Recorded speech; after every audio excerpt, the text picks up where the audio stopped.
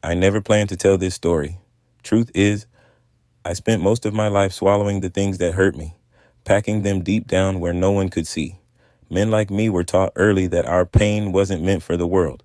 We just kept moving, kept working, kept breathing. But lately, at 74 years old, I feel the weight of every mile I walked, every door closed in my face, every name I was called that wasn't my own. It presses down heavier now, like the past refuses to stay buried. Maybe that's why I'm finally speaking. Maybe the silence has lived too long inside me. I grew up in the deep South during a time when the world made it clear that a boy with my skin was expected to shrink himself. I remember the heat first, the kind that clings to you like a warning. I remember my mother's hands, rough from scrubbing floors for white families who never learned her name. I remember my father leaving before dawn, with his lunch wrapped in old newspaper, coming back late at night with his pride bent from being called boy by men half his age. I remember the signs too. Colored only, white waiting room, back entrance. To most folks now, those are pictures in history books. To me, they were walls. I walked past every day. But the thing that never left me wasn't the rules. It was the eyes.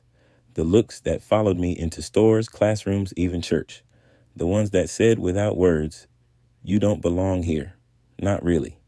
I started learning early how to carry myself small, how to hold my hands where people could see them, how to smile softly so I wouldn't be mistaken for a threat. I didn't understand it then, but I was folding myself into a shape the world felt comfortable with. I was maybe 12 when I realized my skin was not something I had. It was something the world responded to. A woman clutched her purse when I walked by. A neighbor told my mother I was getting too big to be wandering around. A teacher pulled me aside to say that college wasn't really for boys like me. But I dreamed anyway. I wanted to be an engineer. I loved numbers, patterns, the way a broken thing could be rebuilt with patience. I once told a guidance counselor I wanted to design bridges. He laughed. He actually laughed. Said I should stick to something realistic. Reality. That word followed me like a shadow. When I turned 18, reality meant working. I took any job I could. Loading trucks, cleaning school hallways after midnight, driving deliveries for people who never bothered to look me in the eye. But I worked hard, harder than anyone asked me to. I thought maybe dedication could earn the respect my skin denied me. Respect never came. Not truly. I still remember the march in '65. I was young, angry, hopeful. I walked with men and women who carried courage like fire in their chests. I thought change was right there, close enough to taste. And maybe some of it did change. I won't pretend things stayed exactly the same. But the hatred shifted shapes. It learned how to smile, how to hide behind laws, behind politeness, behind phrases like, "I didn't mean it like that." Years passed. I got older. The world said it got better. But even now, especially now, I still feel the sting in small everyday moments. The microaggressions, they call them. To me, they feel like 1,000 tiny cuts that never heal. People locking their car doors when I walk by. Store employees trailing me through aisles. Strangers complimenting me on being well-spoken. Bank tellers speaking to the white person behind me instead of talking to me. Police officers watching me too carefully. People assuming I lived somewhere less safe.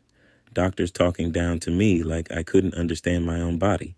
They don't see what it does to a person, how it chips away at you, how it makes you question whether your whole life has been lived on probation. Now that I'm old, some people act gentler, but it's a gentleness dipped in pity, not respect. They say things like, "You must have been one of the good ones," as if that's praise. A part of me still tenses when a squad car passes. Another part still expects to be followed in a store. Trauma becomes habit. Habit becomes instinct. But the worst part? The loneliness.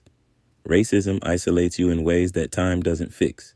You learn to keep your stories quiet because they make other people uncomfortable.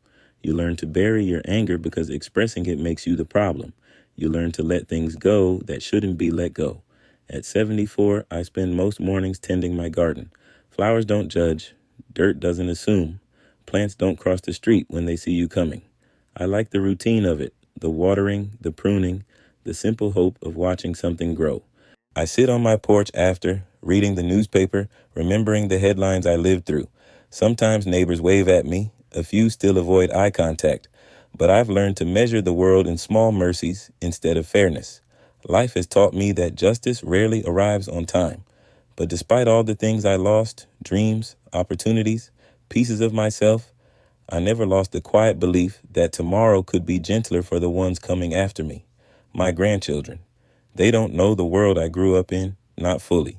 They ask me questions sometimes, and I try to answer without giving them my scars. Still, I wonder, will their world finally be different? Will they walk streets where no one flinches at their presence?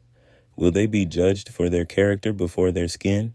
I hope so. I pray so. Because if there's one thing I've learned in 74 long years, it's this. A man's dignity is not something another person can give him, but it is something they can try every day to take away. And somehow, I'm still here, still standing, still breathing, still believing that the world can be better, even if it wasn't better for me. That's my story. Not all of it, but enough. Enough to explain why my shoulders feel heavy, why my voice is quiet, why my eyes hold memories I don't speak out loud. Enough to say, my life wasn't easy, but it was mine, and I lived it with all the dignity I could carry.